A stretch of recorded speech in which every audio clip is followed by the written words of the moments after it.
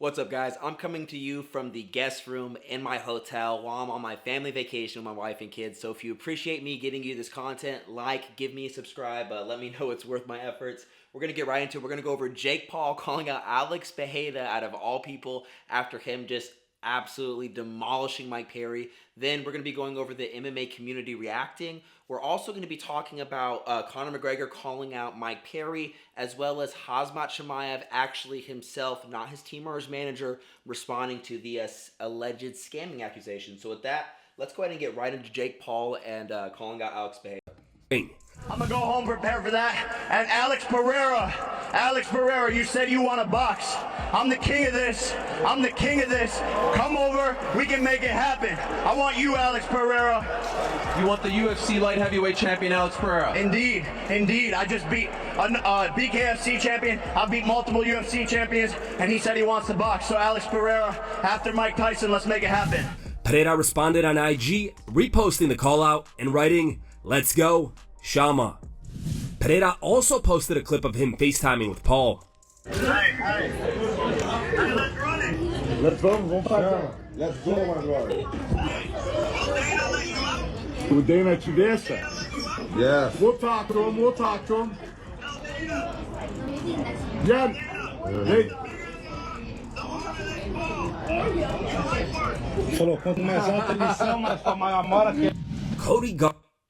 So if you saw that, guys, out of everyone to call out, obviously Jake Paul did call out some other actual boxers, but the most interesting one I think that he actually called out that he'll actually potentially maybe fight would be Alex Pereira, even though it's not ever going to happen because Alex Pereira still has 7 fights left over in his contract, and you know Dana White just is not about UFC fighters that are active on his roster boxing, especially when it comes to Jake Paul. He's already made it clear he doesn't want to help out Jake Paul, give him any credence, especially with like the strippers, cocaine, and prostitute accusations Jake Paul made when he first started making his, waves in the boxing scene.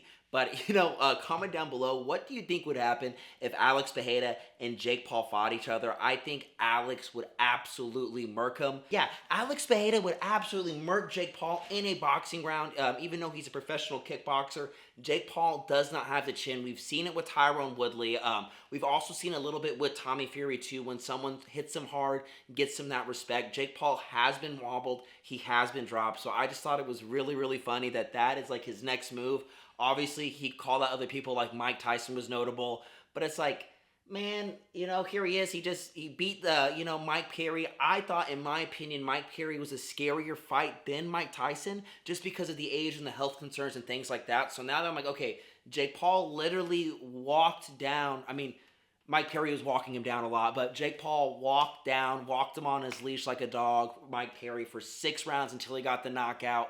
And, to me, with all that momentum, I think he should have called out a next level above of an actual boxer, a viable opponent, rather than going back to like Mike Tyson or Alex Pereira. He needs to fight someone who's not maybe necessarily ranked in boxing yet, but just keep fighting guys that have names like Tommy Fury's and things like that, and keep building way up, and build up his career so he can mitigate some of this hate. But with that, let's go ahead and get into how the MMA community reacted to Jake Paul defeating Mike Perry, guys. Comment down below, what did you think of that performance? Did you see it? I dropped the highlights video, was the one before this. I'll plug it up somewhere, either in the description or at the end of the screen, over the best highlights and the actual knockout that Jake Paul did. It was an absolutely spectacular performance. I truly did think that Mike Perry, even though he's not as technically sound of a boxer, he walks through punches, he goes into the fire, he loves that dirty boxing, and I thought Mike Perry would have a lot more success in the clinch, grabbing on to Jake Paul, tiring him down, and getting him to deep waters. But Jake Paul's distant management, his footwork actually, and then also one thing I want to note that Jake Paul did so differently, and it's one thing that you can see he's improved in levels, his right hand, he used to always loop it. So instead of, whenever you throw a hook, you're not looping, so when you do a wide hook like this, you're actually slapping. Logan Paul, notice why he never knocked out, Floyd Mayweather or Dylan Dennis, because Logan Paul doesn't know how to throw a hook. What he does is he does these slapping, looping punches. Jake Paul, he would throw a looping hook. I wouldn't say he's slapping, but it was a little bit of a looping, very telegraphed, and that's normally what his main weapon is. Well, in this fight, he was doing straight twos down the pipe, down the middle, and actually it was a straight overhand right. It was like 2 or 3 of them actually sat down Mike Perry. And so Jake Paul definitely showed levels, him working the body, going to the top from the straights. You know, it was just amazing to seeing him actually just throwing a straight right arm instead of looping. Obviously, he did throw that awesome looping right arm and was getting the hooks and all that in the dirty boxing at the end when he knocked him out. But it was cool seeing the levels that Jake's game's improved. I love seeing just straight punches thrown by Jake because he has that reach. He had great control all night, and he just owned that ring. And I can't believe Mike Perry, you know, this guy is in BKFC, you know, was in UFC. He's taking, like, knuckles to the face and all that. And I'm like, man, he got sat down by Jake, you know, the first round, the second round, the fourth round, he got sat down like 3 times. Maybe it was twice, but I'm pretty sure it was 3 times. And then obviously in the 6th round, it was just absolutely over with. But with that, guys, let's go ahead and let's get into the reactions of Jake Paul beating Mike Perry after this commercial. This video is powered by Buzz Brands, guys. Visit buckabuzz.com, buckabuzz.com, link in the description. Type in bear in the notes when you're making a purchase. That's BEAR, buckabuzz.com. They offer high quality, low dose THC products at an affordable price point, guys. There's no paranoia. This is the best way to be a functional stoner, which is absolutely what I am. Take this with the family, take this in the bedroom, take this when doing your sports, guys. It's the best way to spend $5. This is for someone with a low tolerance or someone who is new to marijuana or who's like me and just takes a lot of tolerance breaks. Now let's get back to the show. Lost to Jake Paul. Kamaru Usman tweeted, heavyweight versus welterweight, damn. Followed up with, good finish from Jake. Aljamain Sterling, I know there's a size difference in a lot of Paul fights, but the man is constantly improving in each fight. Credit to him for that part. I would like to see him fight more guys his size like he did with the Fury fight. He could do something in the sport for sure. McGregor, Jake Paul is the biggest piss bag I have ever seen in my life. 40-pound weight difference, juiced out of his head, and still shitting himself in there. Nikisa, you should take him to Vegas. Oh, that's right, you could never. The Athletic Commission testing, real fighting, bitch asses, you can never. And then calling out 60-year-old Mike Tyson fresh off an in-flight medical emergency. I swear to God, a fat can of piss. Most valuable piss bag. Nate Diaz, LOL, he was shitting himself. Dylan Dennis, Perry f***ed up, should have just got choked out by me instead. Got embarrassed in his own game. Shame. Fight was signed. What a bum. Adrian Yanez, somebody call Ngannou. LOL, we can't let this keep happening. Paul's jab was super on point tonight. Chris Curtis said, I'm super glad Mike Perry made a bag tonight, but as I have said many times in the past, Mike Perry cannot box and Jake Paul is a clown for picking these opponents. Can we please just let him fade away now? Josh Thompson, how long are we going to pretend that Jake Paul is beating people his size or his age? The one person he fought his size and age, he lost to. Darren Till then called out Jake Paul, writing, Pereira is under contract and Mike Tyson is in no fit state. I'm the same size and weight. Are we fighting or not? I got ducked the last pullout with Tyson, and they got that midget Perry to step in instead of me. I'm here, and I'm going to say nothing else. I'll wait for the call. Jake Paul fires back at Conor McGregor. During the post-fight press conference, Paul responded to McGregor's tweet and reacted to Conor firing Mike Perry from the BKFC. Hey, that's up that you fired your BKFC champion, but BKFC. I told you that was going to happen. You know, I told you exactly what was going to happen. He was big upping his boy Mike Perry. I said, okay, Conor, like after I up Mike Perry, then you're next. So Conor's on Twitter all the time. He's on his yacht all the time, but guess where he's not? In the ring fighting me. So he can talk all the he wants, but the notorious MMA is scared of Jake Joseph Paul from Disney Channel. And I put that on my mama. Okay, guys, hopefully you got some enjoyment out of that, getting all the fighters' reactions. If you enjoy not having to watch 600 videos at once and me just clipping together the most pertinent parts, you know, that's related to this fight story, give me a subscribe, give me a like. It really does help, guys. And that was another part. I'm so used to Jake Paul fighting guys not in his weight class that it didn't even really stand out to me that much when they said that Mike Perry weighed in at like 184 and then Jake Paul was 200 on the dot. And man, the size difference was insane, even though Mike Perry is a tank. Jake Paul definitely put some weight on him and used that to his advantage. But what was interesting, when they were in clinch scenarios and things like that, Mike Perry had his way with Jake Paul. Anytime Mike Perry or Jake would put his hands on him, Mike Perry would dictate where and what Jake would do in specifically the clinch conditions. Like, there was no point The first time Jake grabbed onto him, he tried like manhandling Perry, and it did not happen whatsoever. You just see this huge guy trying just to move around and bully this guy in the clinch, and it just was not happening. Perry even at one point did like a little UFC flip on Paul. It was pretty funny. It just kind of lets you know, Mike Perry, you know, hey Jake, if this is in the streets, I could kill you. And which we appreciate him giving us that show. It was a very, very, very entertaining boxing match.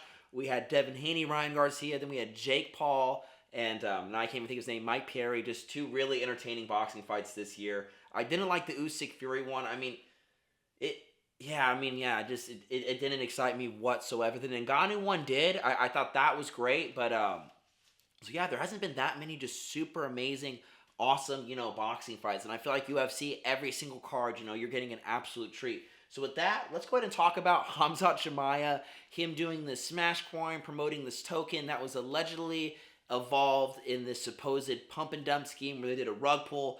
What happened was this investigator saw. So if you don't know anything about Bitcoin, there's a blockchain, it's a wallet. I'm going to really butcher all this, but basically everything is tracked on the blockchain, right? So if someone is buying something publicly, they can look on the ledger on the blockchain, they can say who purchased it, right? If they don't take the precautions to mask their identity. So they saw that essentially Khamzat Chimaev's team, they had Khamzat, you know, do this video saying, hey, I'm doing Smash Coin, buy my coin, you know, on that stupid little video.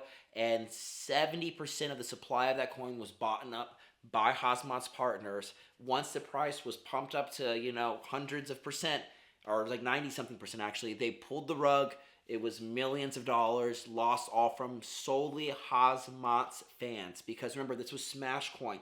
This wasn't like UFC token. This wasn't Russia token. This was Khamzat Chimaev's Smash Coin. It wasn't affiliated with anyone else, any other team, just Khamzat Chimaev. So let's see what he goes in and says about this. If you remember, his manager is like, guys, Khamzat knew nothing about this. They just called me, said it was a coin. We just did a video. That's it. The manager, when he was talking, sounded so stupid that he is obviously a crook and you're retarded not to think otherwise, or Khamzat Chimaev literally has a retard for a manager. And I hope number two isn't the case. Obviously, the first one's pretty bad too. But anyways, just the manager basically with his response, which I already made a video on it, made it clear that, hey, we knew this was a scam. I just had Khamzat just do a video. You know, we know nothing about crypto. And I'm like, okay, yeah, I would love you managing my assets. So let's go ahead and click play. Khamzat Chimaev in a recent interview addressed the Smash Coin scam allegations. Khamzat says that his manager acted stupidly and he doesn't understand crypto at all. Okay, I'm just realizing y'all can't read this y'all can't hear exactly what he's saying, so let me go ahead and rewind this a little bit, and I'm going to read this conversation with Khamzat Chimaev doing an interviewer. I'll say what I'm doing Khamzat, and I'll also give the interviewers questions too. So, they're talking about the alleged pump and dump scheme. So, I've seen that you're being accused of some kind of coins or bitcoins. The interviewer's talking to Khamzat Chimaev. Excuse me, it's Chechnyan language, so the translation isn't that good. Like Khamzat deceived people and so on. What's the matter? Why are they talking about? And then Khamzat says, well, my manager, you can say, acted stupidly, and I also made a mistake in this crypto. I don't understand crypto at all. I trust my manager. You could say, I asked people if I could trust them. My people said I could trust them. You can say, I asked people if you could trust them. Like, what the fuck? Make this video like any other athlete, probably doesn't know what crypto is and how it works. I don't know for sure. I don't even have the time to look at what this is. I made a video and they made an advertisement, they released it, and that they will send me money. Well, these people are also lost now. Now we were looking for them. They forced me to make a video. That's their fault. And we'll find the others too, and we'll make them apologize for it. Okay, guys, so now they're saying they ran off with Khamzat Chimaev's money. What money was that, Khamzat? All the money these developers, these little code app developers said, hey, Khamzat, we'll pay you, X amount of millions of dollars. We'll give you $1 million or $500,000 up front. You advertise this coin, do it to your audience. That will be our fan base, and that will be our customer acquisition costs. It's going to be this upfront fee. Khamzat Chimaev saying he never got that. Well, hey, I'm glad you didn't get paid any money for scamming your fans, so now you're looking at them. Just remember, Khamzat, you're the one that did them wrong, man. Like, you can't look at this like, oh, I'm just some stupid athlete. It's 2024. I know you play the whole, you're Chechnyan and all this, but the thing is, brother, You've lived in Sweden now. You're in Saudi Arabia. You're in Dubai. You're in all these nice freaking places. You know, technology's all around you. You can Google. You're not stupid. You know what I mean? Like, it's not an excuse to say you don't know that crypto is a scam anymore. You know, Hosma, I really, really liked him.